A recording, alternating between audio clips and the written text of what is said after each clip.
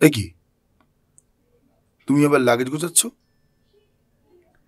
ভুলে গেছো তো? সেই দিনই তো বললাম। কি? পরশু 14 তারিখ। 14 তারিখ? ও হ্যাঁ, তোমার জন্মদিন। না মানে বিবাহ বার্ষিকী। আমাদের দীঘা যাওয়ার কথা, জানতাম ভুলে যাবে। আচ্ছা অনু, এবছরটা না গেলে হয় না? না হয় না, আমি তো কখনো তোমার কাছে কিছু চাই না গো। কোথাও ঘুরতে যাওয়া তো দূর, নিজের বাপের বাড়ি পর্যন্ত যাই না। বছরেই একটা সময় 14ই ফেব্রুয়ারি তোমাকে বলি দীঘা যাওয়ার জন্য, সেটাতেও তোমার সমস্যা গো। দেখো আমার অফিসে কাজের চাপ, সেই জন্যই তোমায় বলছিলাম।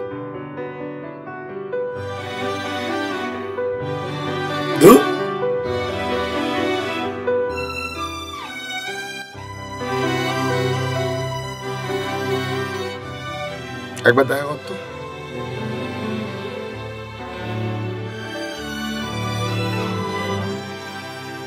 আমি তো কখনো তোমার কাছে কিছু চাই না গো। কোথাও ঘুরতে যাওয়া তো দূর, নিজের বাপের বাড়ি পর্যন্ত যাই না। বছরেই একটা সময় 14ই ফেব্রুয়ারি তোমাকে বলি দীঘা যাওয়ার জন্য। তুহিন, 3 দিন অফিসে যাব না, স্যারকে যে কি বলে ম্যানেজ করব বুঝতে পারছি না।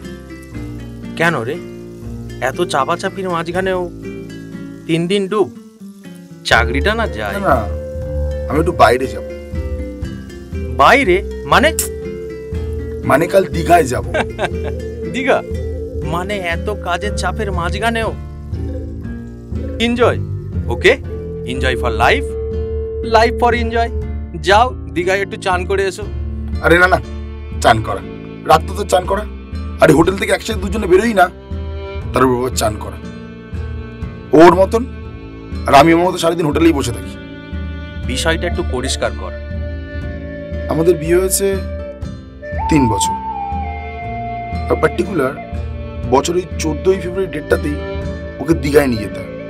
13 তারিখ বেরোই, 14 তারিখ থাকি, আবার 15 তারিখ ব্যাক করে চলে আসি। আবার কখনো কখনো এমনও হয়েছে 14 তারিখ রাত্রিবেলায় ফিরে আসতে হয়েছে। মোদ্দা কথা হলো 14 তারিখে ওকে দীঘায় নিয়ে যেতেই হবে। সব থেকে অবাক করা বিষয় কি বলতো, একই ডেট, একই ড্রেস, একই হোটেল। না না, ওইটা মানে একা একা থাকাটা মানে? একা থাকা মানে আবার কি?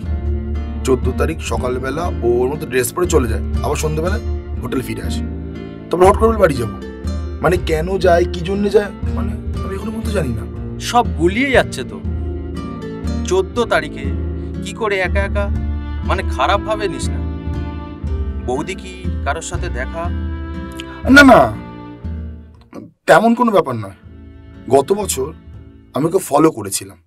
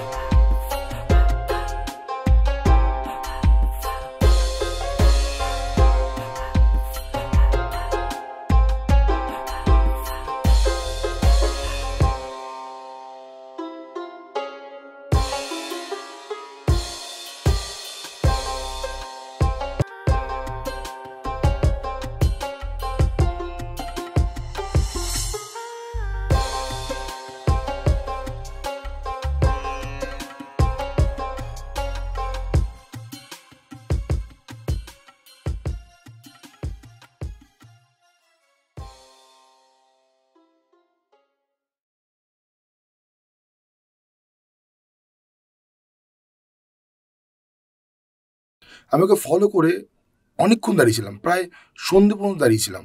তারপরে হোটেলে ফিরে আসি। ঠিক তার 10 মিনিট পরেই ও হোটেলে ফেরে, এসে বলে বাড়ি যাব। মানে এটাই বুঝলাম পার্টিকুলার 14 তারিখ ডেটটায় ও দীঘা যায়, মানে সি বিচের ধারে নিজে একা সময় কাটায়। কোনো মানত টানত নেই তো? হুম।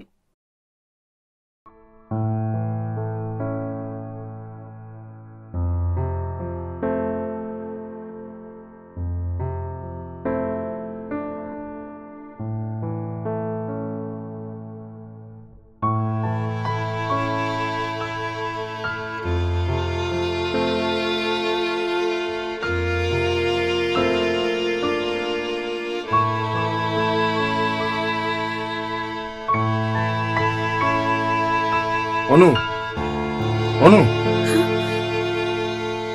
বলছি প্রতি বছর তো এই একই হোটেল, অন্য হোটেলে গেলে হয় না? ভিতরে এসো।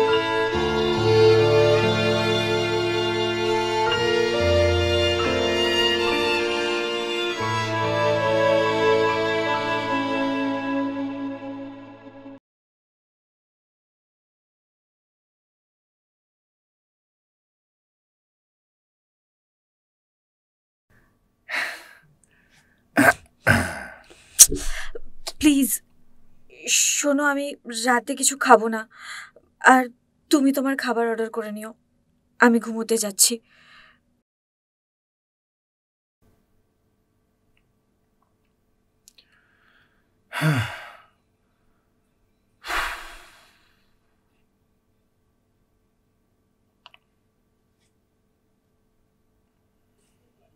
চোদ্দ তারিখে কি করে একা একা, মানে খারাপ ভাবে নিস না। বৌদি কি কারোর সাথে দেখা?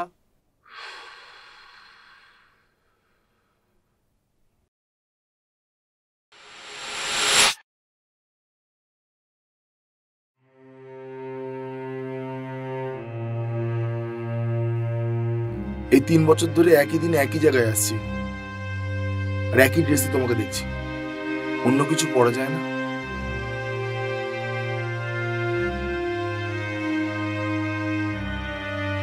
আমি আসছি, সন্ধ্যের আগে ফিরবো। অনু, তোমায় কখনোই বাধা দিইনি, জিজ্ঞাসাও করিনি। আজ একটা কথা বলবো? আজও জিজ্ঞাসা করো না, আর বাধাও দিও না। একটু একা থাকতে দাও।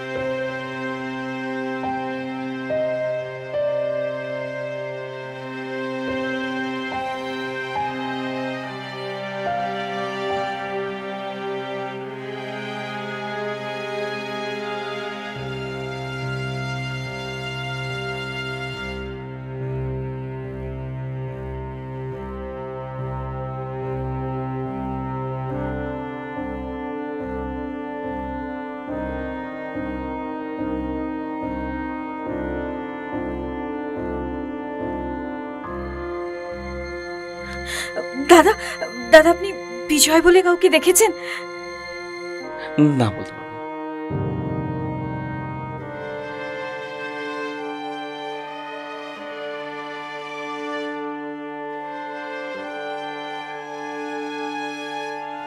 দাদা, দাদা, আপনি বিজয় বলে কাউকে দেখেছেন? আমি যতটা শুনেছি ও মারা গেছে।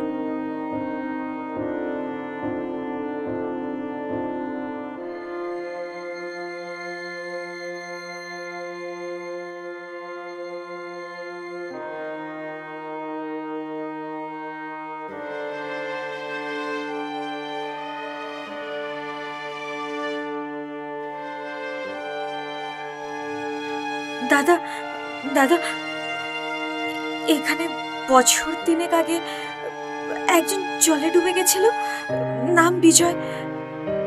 আপনি দেখেছেন? আরে ম্যাডাম, প্রত্যেক বছর আপনি এখানে আসেন না? হ্যাঁ, হ্যাঁ। সেদিনের পর থেকে ওনাকে আর দেখা যায়নি। উনি হয়তো, সবাই এই কথাই বলে, উনি হয়তো আর বেঁচে নেই।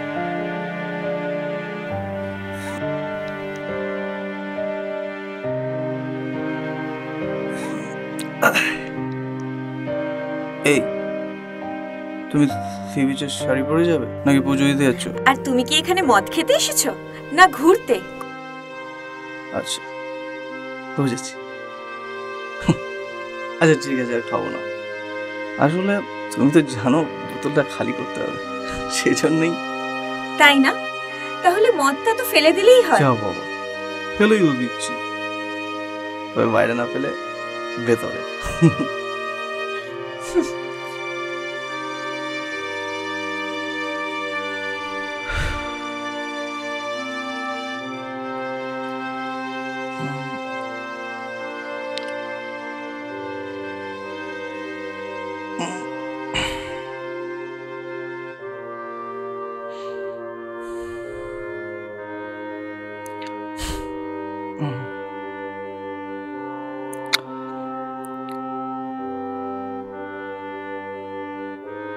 দাও খুলে কি আছে?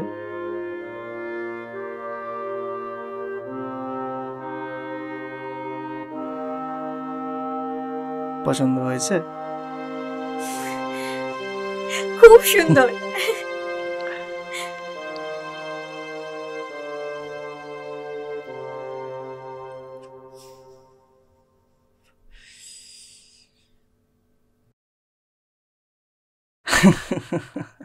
আরে ঠিক আছে। করে কেন এত মদ খেয়েছো? বারণ করেছিলাম। তুমি জানো এই বোতলটা আমাদের কি কাজে লাগবে? দাও। আরে এই দেখো,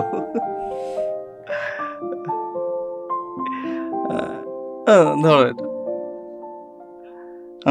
এ দেখো,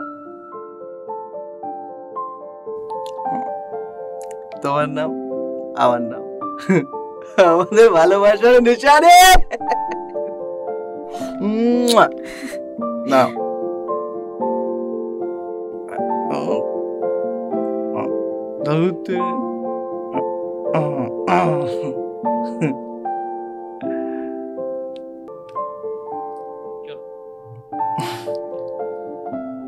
এটা I love you.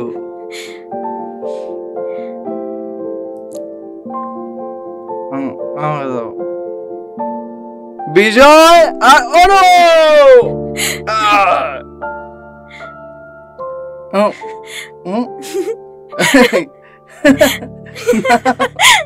বলছি না,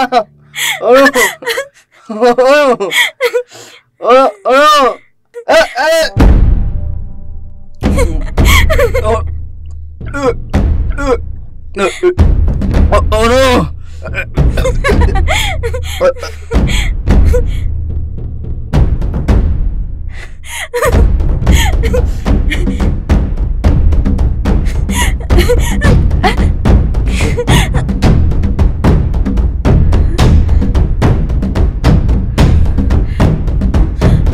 বিজয়,